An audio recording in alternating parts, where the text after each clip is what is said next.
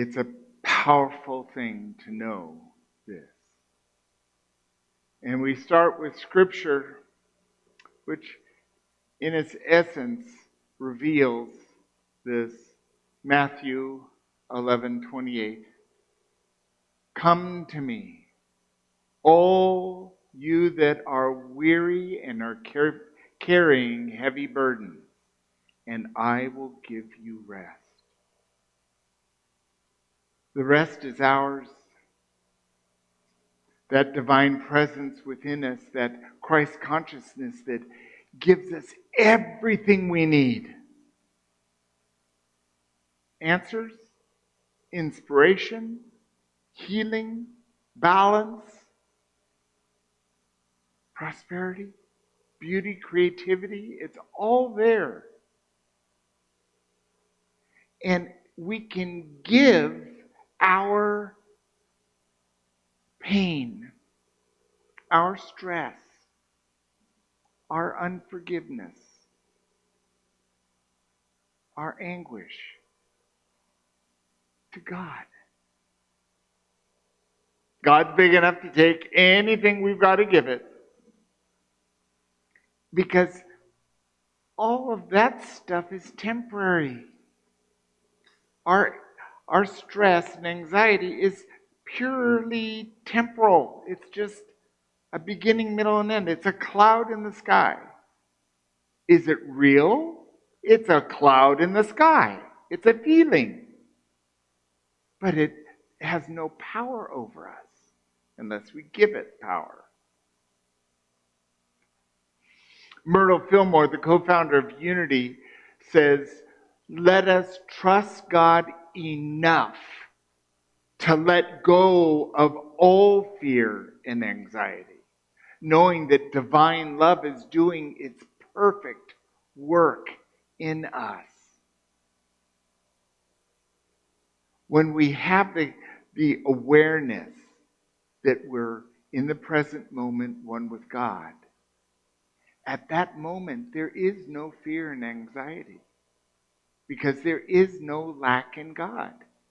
That divine love is always loving unconditionally. But it does require us to have some faith. It requires us to have some trust. And it's just like that. You have to have faith enough of a mustard seed. You just have to have a little bit, a tiny crack, and the light can get through. Trust God enough to let go of our fear and anxiety. And tonight we can write it on a piece of paper and burn it. But tomorrow morning we can look in the mirror and say, I forgive you. We can turn to our partner and say, I forgive you. And let go. Because letting go is letting God.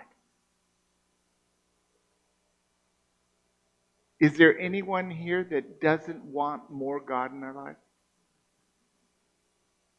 Glad to not see any hands.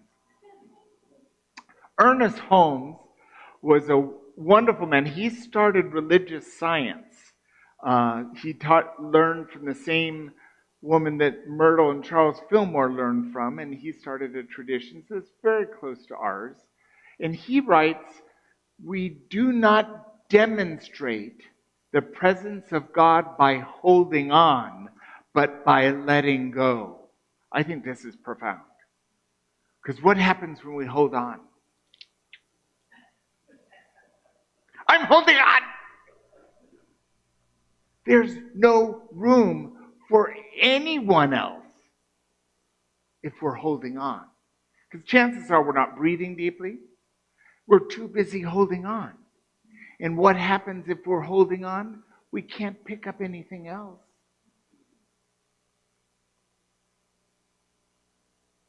It's our letting go where we actually create enough space for God to breathe, for God to be there. Now, the 12-step programs know this very well. The first step is being powerless.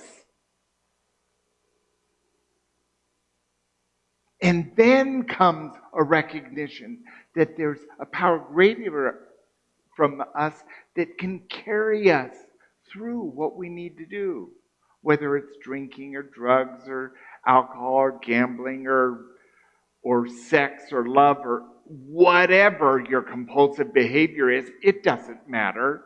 It's holding on. We're holding on to something, and we need to let go. We need to let God or higher power or goddess or Buddha or Allah or Jesus, whatever name you give it, God's big enough to take any name we've got.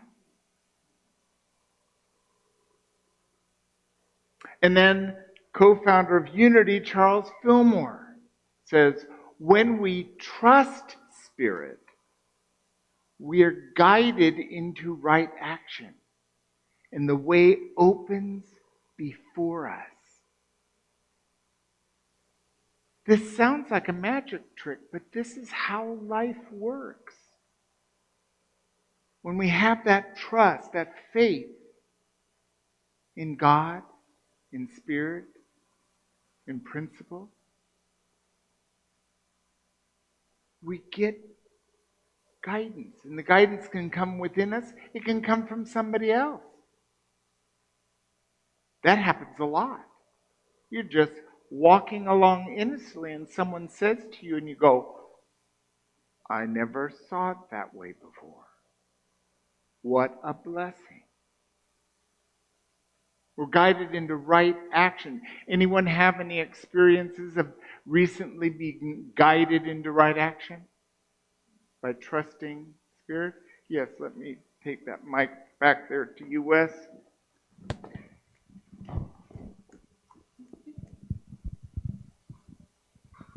Yeah, it hits me on all four cylinders. I'm making a decision about something in the coming year, and it's like, God, everything I read, and then a song comes up. It's like bombarded all around. So, that said, well, you need to do this. Yes.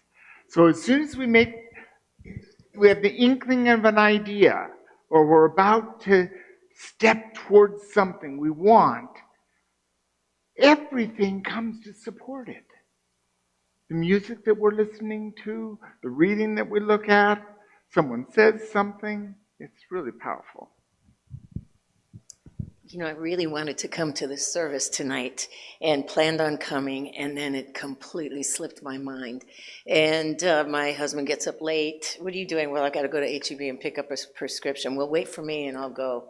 Well, an hour later, he's just getting out of the shower, and come on, we got to go. It closes, and and then he wanted to see if his gym over here was open, and okay, we'll go to your gym. We drove by the gym, and I saw cars in the parking lot, and I thought I missed it. Okay, I'll take you to your gym. And then I looked it up while I was waiting for him, and it didn't start till 6:30. So it was just maybe it wasn't guided by God, but it was a really good thing to have happened. Of course it is. We're one with God. So when we get those inklings, aha! Just what I wanted. I was all ready for this. Very good. Anyone else? Yes.